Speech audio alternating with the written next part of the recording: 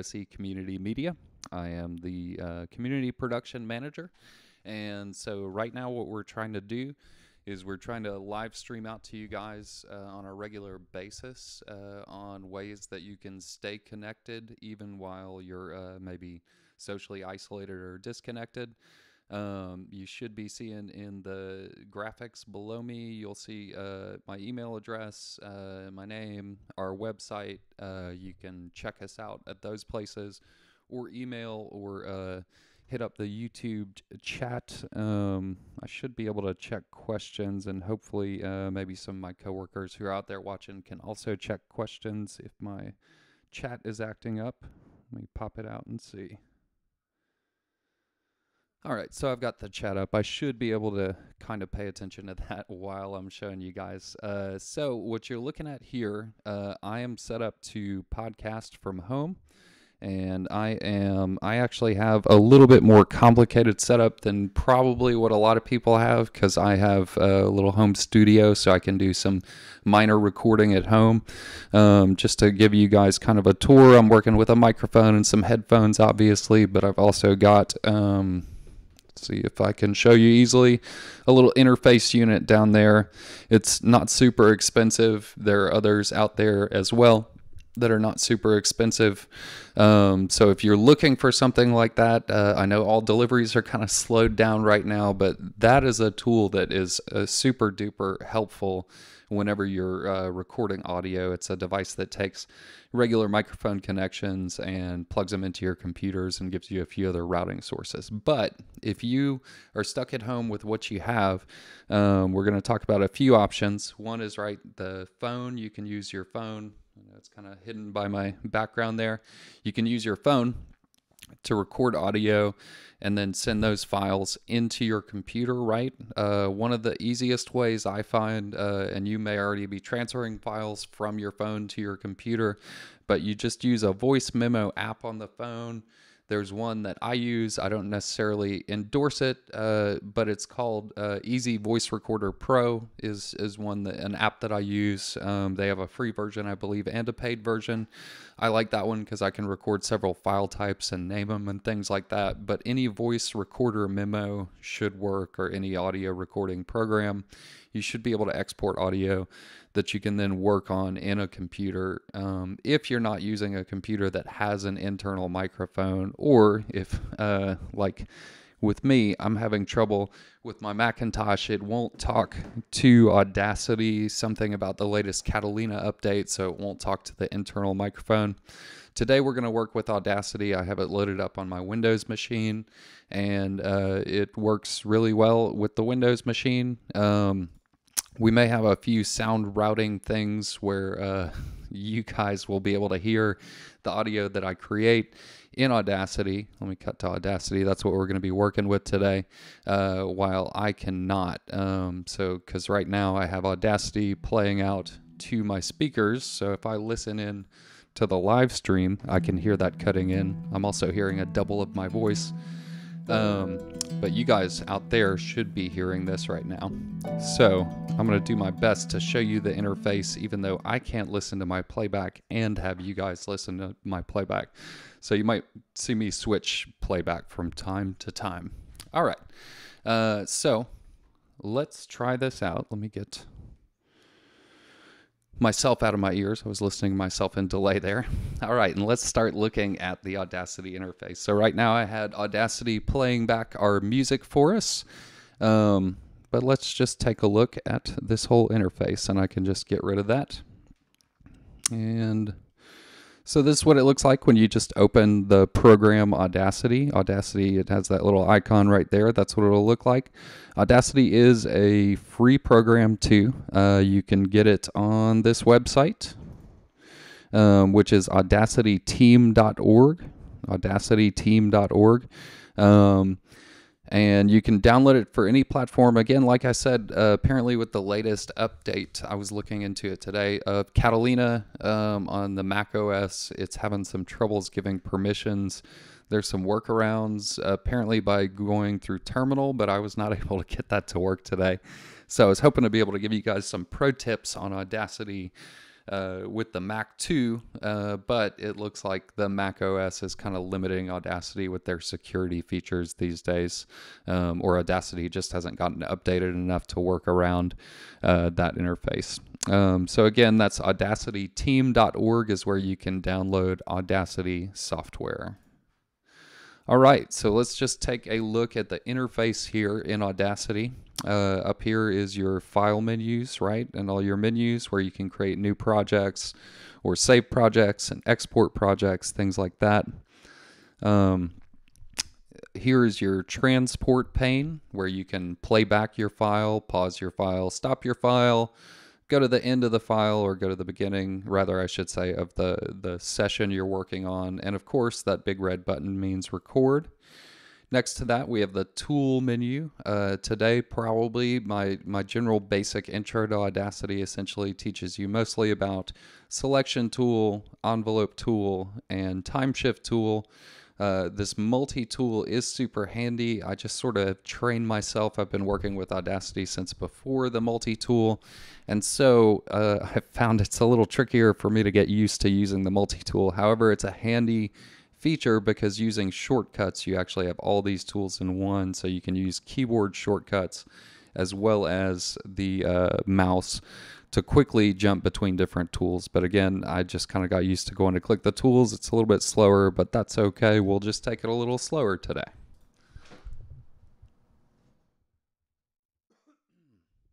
All right, excuse me. All right, so we are continuing our tour of Audacity. Next to the tools, we have got some meters up here. We've got our monitoring meter. So if I click that, you can see that I am producing a mono channel of audio. That's why I'm only populating one level there. So you're seeing my audio jump up and down in there because I have my little interface thing using the interface, the USB audio interface that I'm using is the microphone source down here. So this little microphone next to this drop down indicates your source, right? What are you recording from? I'm using the microphone that you guys saw earlier, plugged into my interface, my USB audio interface. And so in here I have selected that interface, which is called a Scarlett. Now if you're using a laptop, hopefully that's the easiest and best case scenario. You'll have a microphone on that. Also, most webcams these days come with microphones. So if you have a webcam in your computer, you most likely have a microphone there. So you can see I clicked on there to start monitoring my audio. Now when you're recording, it's going to be, that monitor is going to be running all the time. But when you're not recording, you can click on the microphone level meter to check your audio. Here's going to be your playback level meter, and we'll see how that works in a little bit. But essentially, once we record waveforms and audio down here, when we go and play them back, that level meter is going to jump according to how our audio is, how loud that audio is, essentially. What you're looking for in both of these is going, well up to around that 6 mark there, but not going all the way to the 0, hopefully not clipping, getting those little red lights as I was doing on my playback earlier from a bad mix. Here, some additional sound settings here. Normally the defaults that they come with should work right off the bat. Again, that'll be internal microphone most likely. They'll probably choose stereo channel. I've chosen mono because, as I was showing you before, the way my interface interacts with my computer, it just treats my one microphone as a mono input, or rather one side of my input is a mono, so I could do a left and a right into my interface if I wanted to, but using the microphone mono works just fine.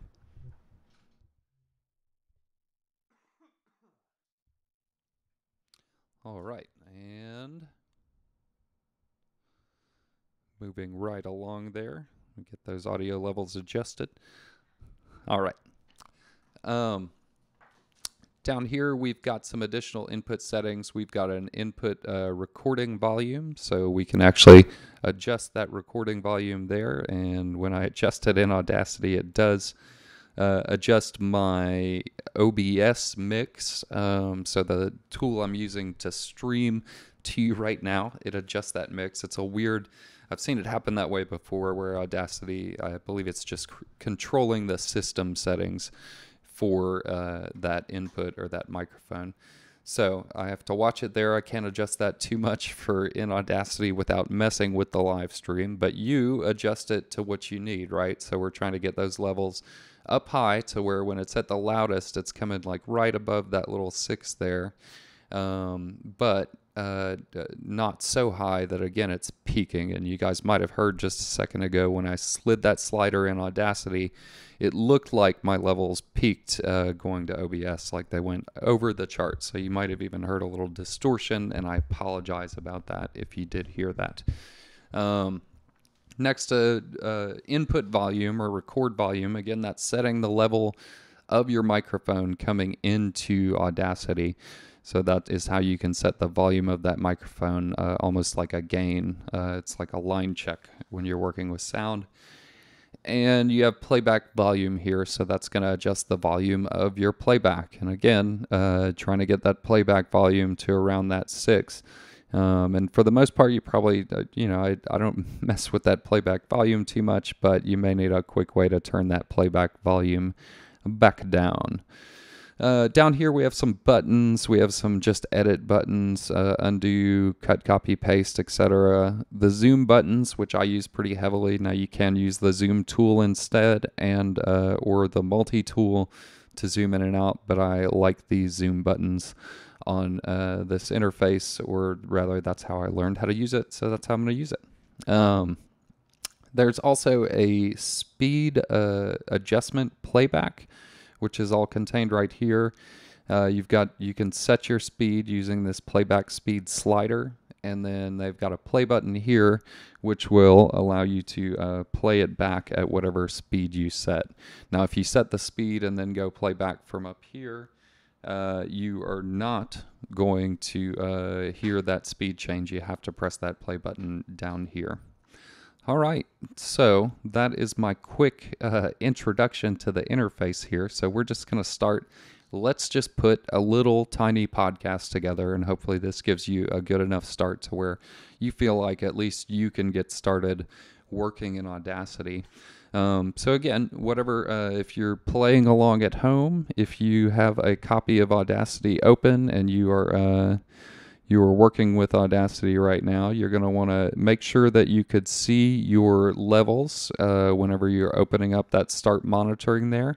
You want to see that so that you know you are getting some good levels. If you're not getting levels, the two places to check are you want to check your microphone source to make sure it's your internal microphone. Again, if you're using a Macintosh computer, apparently with the latest OSs, they were having some trouble. It's worked for a long time on Mac OS, and I'm sure they're going to get it updated soon. But when I was checking this morning and looking into it this morning, it looked like they had some trouble with Catalina, and I'm sure most of you Mac users are used to when you open up a program, like for instance, when I installed OBS on my Mac, it had to request permission from the operating system to access the camera and the mic. And so I had to go into the settings and give it permissions there. And I looked up a workaround on Audacity, and apparently, again, it's something you run the app through Terminal, run Audacity through Terminal, and that is supposed to sort of trick it where Terminal asked for the permissions, but I could not get Terminal or Audacity to ask for permission. So I'm going to keep poking around with that. If I have an update, we'll probably post it right here. But in the meantime, it is what it is. And so I'm using Windows. All right, so let me just double check the chat, make sure we're not getting any questions. Okay, no questions so far. So far, so good. So again, your microphone probably should be set to internal microphone if you have a computer that has a webcam built into it or something like that. It might be a webcam, might be your microphone input. We are again using my setup for today. All right, so we've got levels. Again, another place you can check is that recording volume. If you're not seeing levels or if your levels are too low, check that recording volume, the little microphone next to the slider in Audacity. So now it looks like we're good to go, barring no more connectivity issues. Let's just record a little intro to our podcast. Okay. Hi, you're listening to Podcasting from Home, a podcast by AOC Community Media. Thanks everybody for tuning in. Remember, you can learn more at aocinc.org. All right, so there is my recording there. And you guys, I am not going to be able to hear it, but you guys should be able to hear it out there when I play it back. So I'm going to press the play button. Oh, and you won't be able to hear it because I have it muted, but hang on.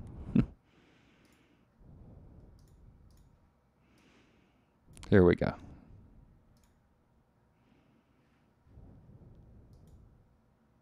So now you're hearing it, sorry.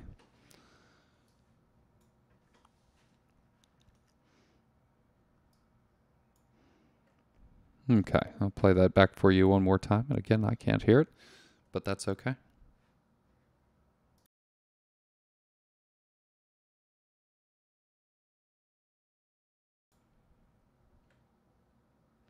All right, so that is my recorded audio. That's my recorded voice right there. And I think I did a pretty good job for that. I may take the sound away from you guys and just put it in my ears in just a second, just so that I can hear it. Let's see. Let me try that out real quick. So what I'm going to do that is I'm going to change the output to my Scarlett device, which should send it to my headphones. But again, I think it's going to steal it from you guys. So I apologize, but let's take a look. Hi, you're listening to Podcasting from Home, a podcast by AOC Community Media. Thanks everybody for tuning in. Remember, you can learn more at AOCINC. All right, so I will just kind of fly blind here, and that's okay. I can live with that. Not a problem, but, you know, it is what it is. All right, so let me put it back on speaker's headphone there. Oh, and now it's playing it back through my head. Okay, well, hopefully, let's see. Let me make sure you guys can hear it out there. All right, it looks like you guys can hear it out there. If you can't, somebody comment and let me know, or somebody back from the office who's watching, let me know. All right, so what I'm going to do first is I'm going to edit out some blank space. So I'm going to use that by using my selection tool. I'm going to select across that blank space there, and then I'm going to press my backspace key on my keyboard just to delete it. Now it's going to delete it and also close that gap. So it's going to delete and remove the gap there. So watch it go. There it goes. Delete it and move the gap. Now if I want to delete something, like say this breath noise right here,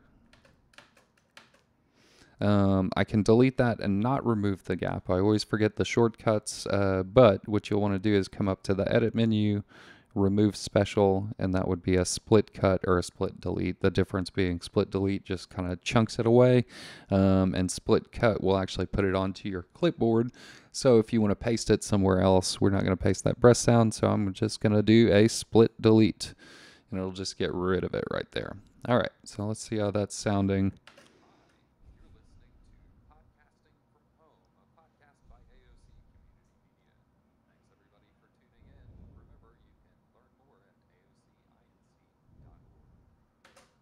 Okay, so there is that voice recording there. That's a fine little intro or bumper.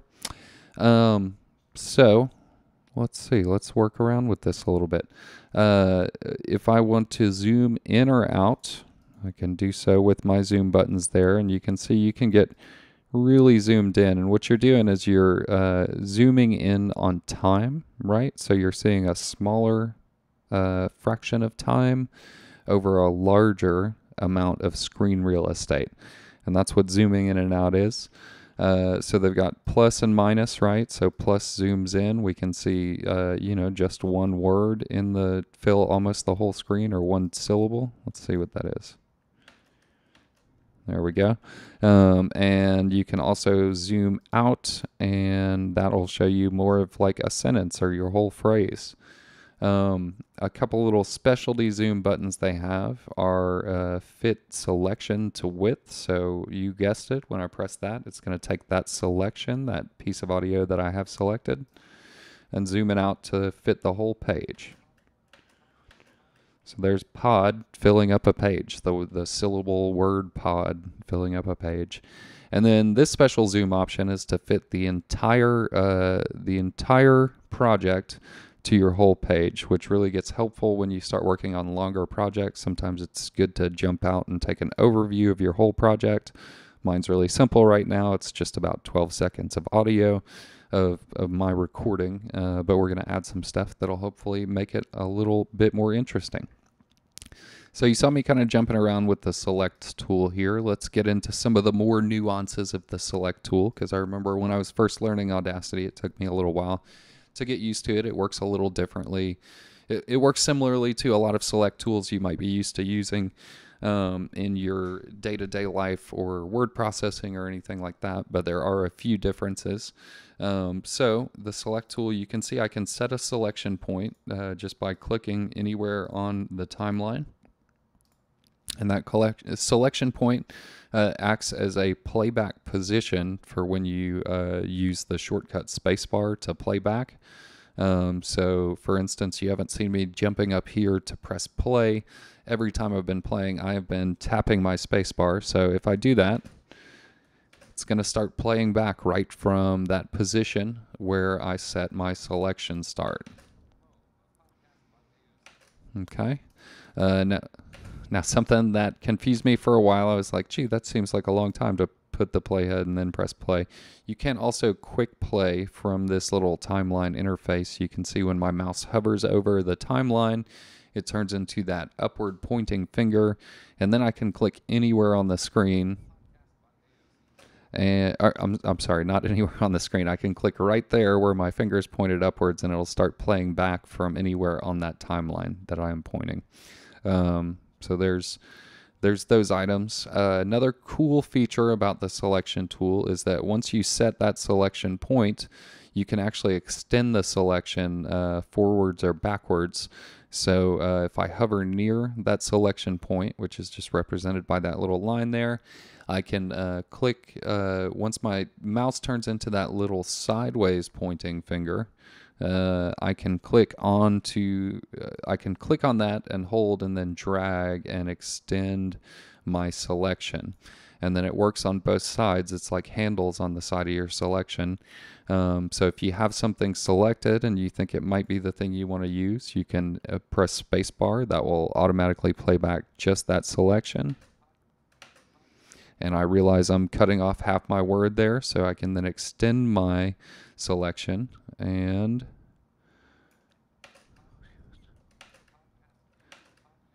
that's a weird way to say podcast, but it's all right. It's cool.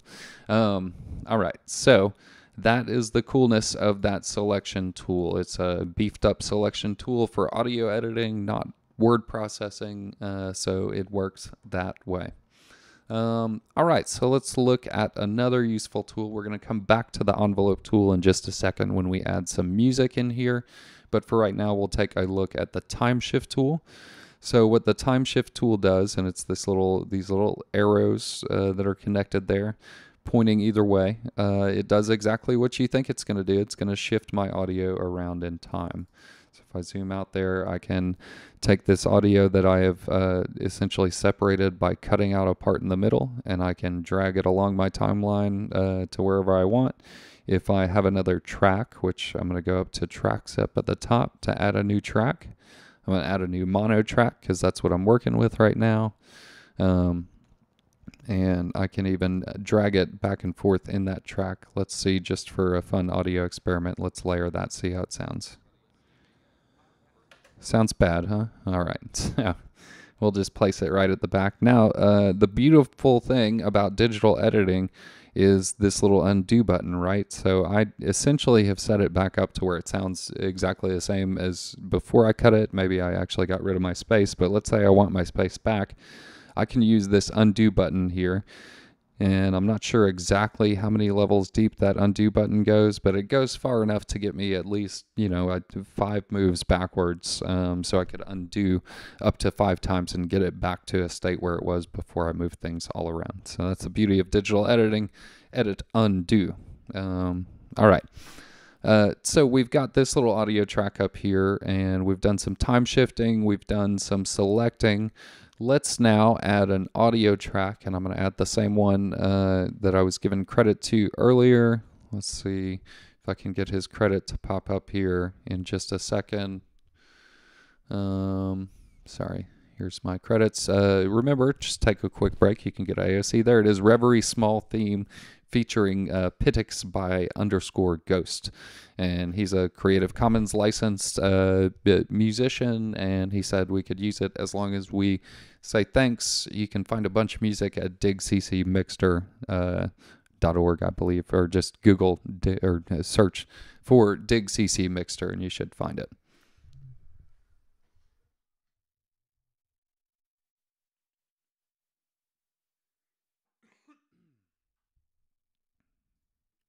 All right.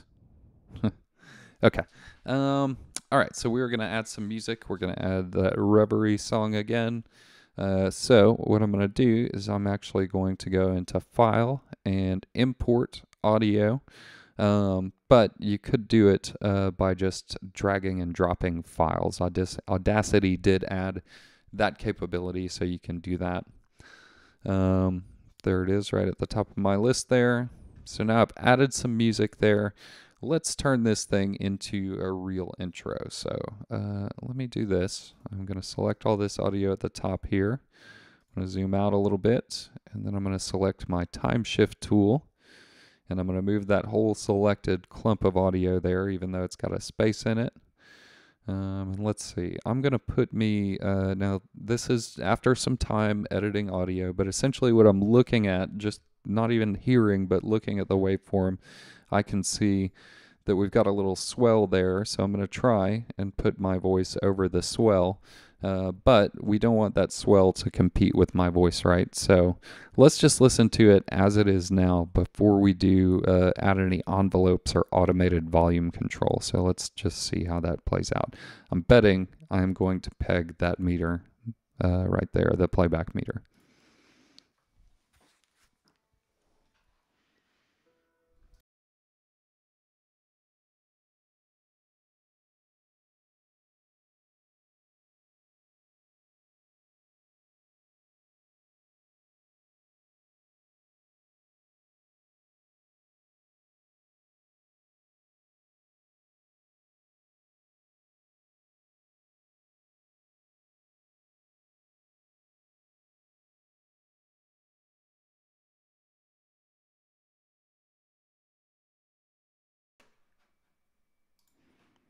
All right, so it's not as bad as I thought. It did peg the soundboard, but I didn't hear any audible clipping. But it did peg my playback level meter. So nonetheless, the music was kind of distracting when the voice was trying to compete with it, right? So what we're going to do is we're just going to use an old duck volume. Now, there are technically auto duck tools in the effects, which maybe we'll go over on another day when we have some more time to delve through Audacity. But let's just take a look at the envelope tool, because I think you'll find that it'll be more useful to you than just using AutoDuck, because AutoDuck essentially examines one of the tracks, the track that you want to duck, examines the track that you want to be played over the ducked track, or the volume decrease track, and then ducks the volume according to an input you give it. But with the envelope tool, you have that control in your hands. So let's look at the envelope tool. So what I'm going to do is go up and select my envelope tool. And when you select the envelope tool, you can see you get these new blue outlining lines. And then you also get a little gray-white divide right there, which is also actually an envelope handle, or a keyframe point where you can set different keyframes. It may be called a different thing, but essentially it's like a keyframe, like when you're working with After Effects or Adobe Premiere or anything. And it's just value sets. It's points in time. It sets a point in time and tells the program the value that you want to set the volume at. So what we're going to do is we're, for the most part, going to leave it alone out here, right? We're going to let it play back.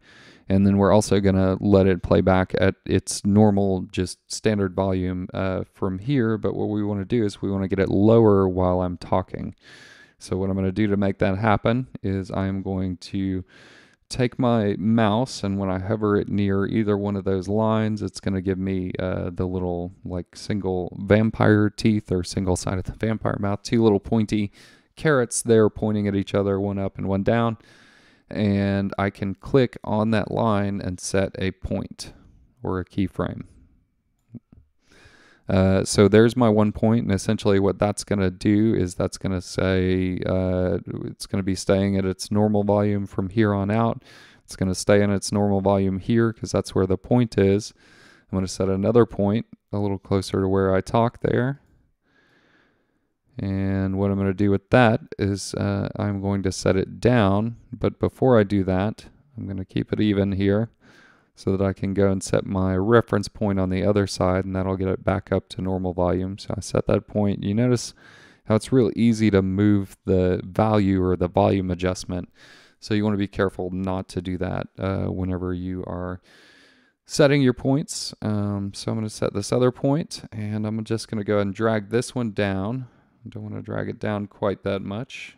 And then I want to take my front inside point, and I'll drag that down. Can see it adjust the waveform at the same time. Now if it's trying to crunch the audio like that, you go and grab the point on top of the blue line, and then the blue line will give you a little more control to where you can kind of bring it down but not have it crunch all the way. When I was grabbing it from my point on the inside, once I got to a certain point, it was like cut out all the way. We don't want to do that, so you can grab the points on either, again, that gray divide or the blue line up at the top. So let's see, I'm going to try and get it even in the middle so that it sort of sinks, it fades down and then plays at the same volume. And I may, in fact, shrink that curve, but let's see how it sounds just like that, and you'll kind of see what I'm talking about. Hopefully, again, you guys can hear it out there. If you couldn't hear it, let me know.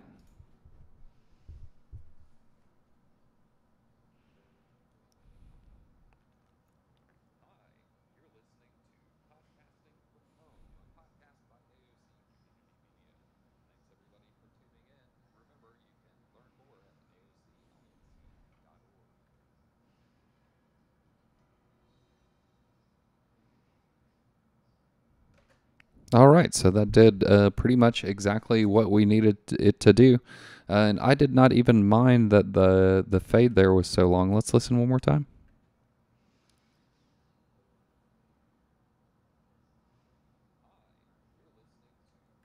Kind of lets you know something's coming.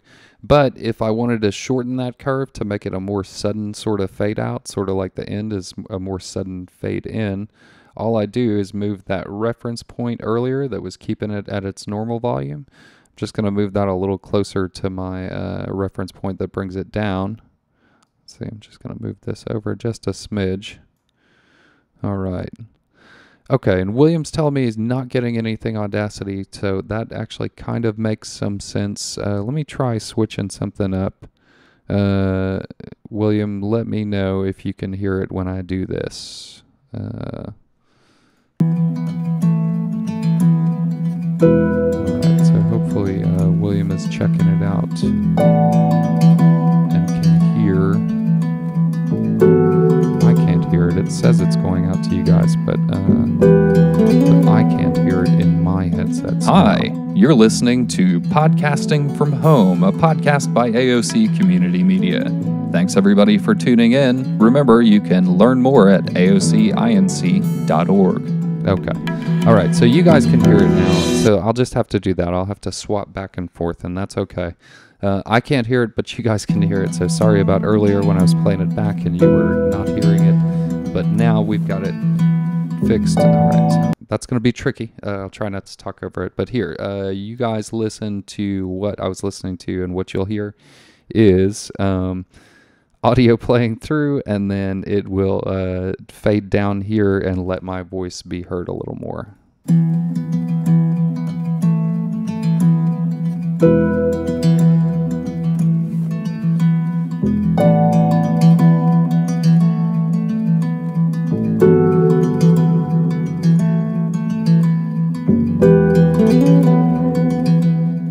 Hi, you're listening to Podcasting from Home, a podcast by AOC Community Media. Thanks everybody for tuning in. Remember, you can learn more at aocinc.org.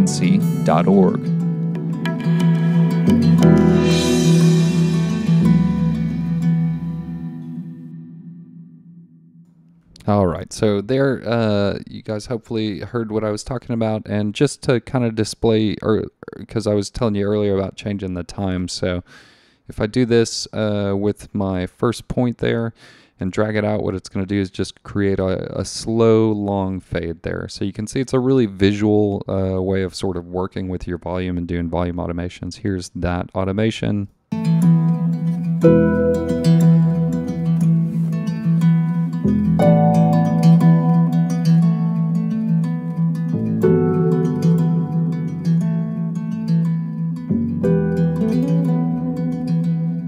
Hi, you're listening to podcast. All right, you can see that was just a really long, slow fade that lasted for too long. And William, thanks for watching out there and keeping my audio in check. And hopefully I can do some more routing configuration with OBS and Audacity and Windows Sound, and get it to where I can hear everything at the same time you guys can hear everything. I promise when you edit with Audacity, it's not going to be as complicated because you won't be trying to route sound in 5 different places. You'll just be routing it into Audacity. So it should be a lot simpler than that. And all that time that you were just watching the timeline scroll up on Audacity there and not hearing anything, just know I really was hearing the sound, and I was hoping you were too. But now we've got it to where you can hear it. While you can hear it, I can't hear it. So again, I may have to switch back and forth from time to time, and that will be all right. But we're just about actually at the end, because this is a really, really good little intro to Audacity. Hopefully this gets you to a place where you can start. I'm going to show you a few more things, then we'll let you go for the afternoon. But hopefully we can keep putting out lots of content like this and little tips to help you guys to create stuff while we're stuck at home, while we're under the stay-at-home order of the governor, and staying safe and keeping all our loved ones safe, right? Thanks. Yeah. Appreciate it. Okay. So let's see. Last thing I want to show you, because we've got this recorded, I'm going to show you a couple things. One is saving your Audacity project so that you can work with it again. So let's say I've got this episode, it's almost in the can, but it needs a little bit more editing and tweaking. What I'm going to do now is save my project. When you save a project in Audacity, though, I've got a special recommendation for you, and that's essentially that you're going to create a containing folder, a folder to contain what Audacity is going to spit out. Because when you save a file in Audacity, it actually saves 2 different things. It saves more than that, but what you'll see in the place where you save the file is 2 different things. You'll see an Audacity project, which has the same name that you give it. So if it's untitled, it'll be untitled. And then you'll see a folder _ data, and that contains all the data. If these 2 things get separated, your Audacity file won't work. So I've gotten into the habit over the years of saving my Audacity projects like this. We're going to go File. We're going to go Save Project. We're going to go Save Project again. It's warning me, not all warnings are bad, but it's essentially just saying that we're saving an Audacity project, not something that we can play back in a media player. We can only really open an Audacity file in Audacity. You can export to something that can play back in a media player, but for now, when we're saving the Audacity project, that's what we're doing, is we're just saving the project itself so that we can work in Audacity. So, okay. Now, takes me, I'll just save it. Sure, might as well. In the Audacity folder there is where it defaulted. Yeah, we'll do that. But what I'm going to do before I save the file is I am going to create a new folder. I'm going to call it, let's call it podcast from home. And pro tip, while you're typing that, you can press shift and up to select the rest of that name there. You can press Control and C to copy that name. And then what I'm going to do is press Control and V down here to paste that name. I'm going to go in that folder, and then that is where I'm going to save that Audacity project. So save. It won't take much time because this is a very short project. It's under 45 seconds. The longer the project, the more time it's going to take to save. Some other tips I can give you is if you're using a USB flash drive, especially if it's like a USB 2.0 or something older, then when you're saving and applying effects to Audacity projects, it could take a lot longer. My advice would be, maybe if you have the storage, you can work on your hard drive that's in your computer, or a hard drive in your computer, or even an external hard drive that actually has USB 3.0, or that is 7,200 RPMs, something with some speed. That's going to speed up that process. If you find your effects are taking a long time to process, I know we didn't talk a lot about effects, but if your effects are taking a long time to process, or saving or exporting is taking a long time, look at where your storage is, and that might be the place to fix. All right, so we saved our Audacity project. Now let me show you, just because I know you don't believe me, show you where that is stored. So let's see. I'm going to go, let's search. Sorry. That is the image you're looking at is the Genesis Foxtrot album cover. Let me just give you something a little better there. Let's see. There we go. Let's go to here while I look up this file. All right, so you guys know you can go to aocinc.org for updated information. Thanks to Ghost for the song Reverie today. And this is just while I search for the folder. You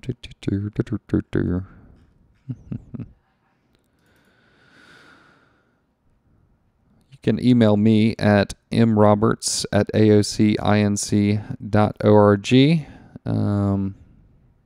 I'll be glad to answer any of your questions there. If you didn't get to tune in for the live stream, and if you did get to tune in for the live stream, let's see.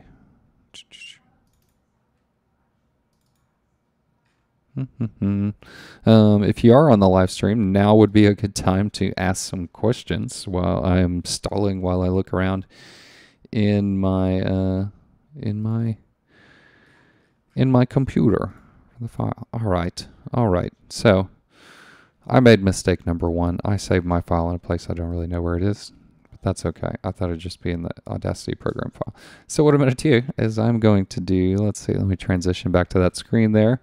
Show you what save project as does is it saves the project as another name. You can essentially rename that project and not worry about losing your old project. So save project as, okay. This time I am going to pay so much attention to where I put it. Oh, it's in documents, that's all. Okay, so that is another way to locate a file if you accidentally click save too fast, which I did. Woo, I made a mistake. Sue me. But you can, that's my quick way, because I, believe it or not, have made many mistakes in my whole production life. And that is a way to find if you lost where you might have put stuff. It is apparently in my documents in an Audacity folder in there that I didn't even know I created. I don't think I did. I think Audacity might have. So I could save it again here, but it is actually showing you exactly what I wanted to show you, which is when you save, that is what it saves. It saves 2 things, and this data folder has lots of little subfolders, and then you can't even see all the little files that are in there. It's a bunch of little audio files because it's just looking for Audacity projects. But now that I have gone to save as, I can just cancel that process, and now I know how to find my project that I saved earlier because it showed me the path. So go to Documents, Audacity, booyah, there it is. There's that folder I created, and then within that folder are 2 items. One is the project itself, which is essentially an EDL or an edit decision list. And it works with all the information that's in this data folder, which you can see once we go through folder and folder and folder. It's actually little cuts of the audio itself that it knows how to piece together, but only really it knows how to piece together. I have attempted to piece one of these back together before manually, and it's no fun. So again, my advice is when you save a project in Audacity, create a new folder, save that project in the new folder, and then everything will be nice and contained. All right, last thing we're going to talk about in today's live stream. Thanks everybody for tuning in. Hope it's been somewhat informative, is how to export so that you can share with people, because that's what this is all about. So when we're in Audacity, when we're done editing the project, we're going to go to File, we're going to go to Export, and the most shareable type of file audio-wise is going to be an MP3. It's the most common form of podcast file that you're going to get is an MP3 audio file. And part of the reason is that MP3s compress the file down so that it doesn't take up a lot of space, but also they don't suppress the quality of the file too much. They do a little bit because any compression is essentially taking away data so that we can fit, so that it doesn't take up as much space. And what you're going to lose in that data is some of the fidelity or some of the bits of information about the audio. So it's going to degrade the quality just slightly, but just slightly. We're going to choose export as MP3. And for my podcast producers out there, you'll know or you'll recognize that I've got it set to 96 kilobytes per second, force export to mono, and constant bit rate. What that's going to do is it's going to give me a high enough audio quality for a talk program, like the kind of program that we're doing here, but not take up as much space as if I did a little bit higher quality, like a standard, like 128 kilobytes per second. 128 is good, and it's not too bad if you want to go 128. You can go 128. It's not going to eat up that much more space. It will take listeners longer to download and things like that, so there's that to consider. But with podcasts, most listeners don't notice the download, so it's not a huge deal. But so we're going to export. I'm going to export just into that. Actually, I'm going to go out of folder and just export next to my project folder. Choose an MP3 files, constant bit rate. Let's choose 96 kilobytes per second. And then I have a force export to mono. And that's just going to turn all my stereo tracks into just a mono mix that we can listen to. Again, you don't have to do that. It saves a little bit of space, though. So click Save. It's going to tell me it's going to mix down my tracks, and I can skip that warning in the future if I want. Now here it takes me to my meta tags. That's where you can give an ID tag to the data. And by default, it's going to have the metadata from Ghost Track that I used earlier. Excuse me. So it has his metadata because he or she, that artist put metadata on their tracks. So whenever it imported it, it just pumps it right to the output here, but I can clear that out. And I can actually create my own. So let's say artist name, we'll call it Matt, track title. We'll call this episode 1. We'll go album title, podcasting from home. track number, it's episode 1, so I'm going to do episode 1. Year, it is 2020. And genre, let's call it fun. Cool. Now, here is another pro tip. You can actually save that tag. If you click save down here, it'll save that tag. And my advice would be you could empty out the things that are going to change from time to time, like track title and like track number, and just leave the rest of this stuff, save that. And then when you need to add your template, you can just load your template and then just fill out the stuff you need instead of having to fill this stuff out all the time. That might keep things nice and consistent. So if people are looking at a list of your files, let's say they've downloaded a list of your files, they can have all the data to know which one they want to listen to. That's the whole point of metadata, is it makes your stuff more searchable online. If people search those terms that are in your metadata, they could, in theory, find your podcast even if they weren't looking for it, just by adding words and metadata. Okay, so I'm going to click OK here because that looks like it'll win. You saw my little processing screen. It popped up for just a second, but again, it's a short file. I'm working on a fast computer. I'm working on internal hard drives. So it went pretty quickly. The longer the file, the slower the computer, the slower the connection to your storage, to your media. The longer it might take. Check in comments to see if there's any questions. I don't see any questions. Thanks again to Will for looking out and making sure that the audio was all good for you guys, or at least got corrected for you guys in the end. And yeah, we'll be doing more podcasts like this on the Staying Close While Keeping Distance blog while we're all stuck in this stick around home and don't be outside trying to help flatten the curve. We're going to make some content to help you guys make content and encourage you to do it from home or from wherever you are. Hopefully everybody's staying safe out there. Check out AOCinc.org. You can email mroberts@aocinc.org, or you can email production@aocinc.org with other production questions if they're not podcast specific, or maybe somebody else knows more about it, or info@aocinc.org. And you can also call us. We're all still getting our phone calls, so call us at 337-232-4434. Everybody stay safe, stay inside, and wash your hands as usual. Thanks, everybody, for tuning in. See you next time.